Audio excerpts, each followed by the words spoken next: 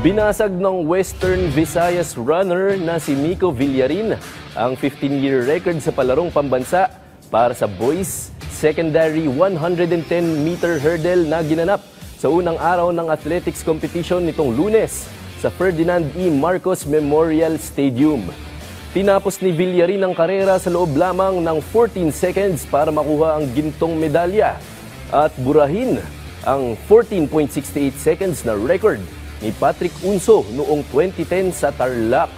Sa naging panayam ng PTV Sports sa 17-year-old trackster matapos ang kanyang kompetisyon, kampante siya umano na na-break niya ang record bago pa man ang ginawang verification ng mga technical officials nito lamang Martes. Hindi ko alam, baka break pa po yung record. Sobrang happy po ng coach ko at family ko. Thank you Lord.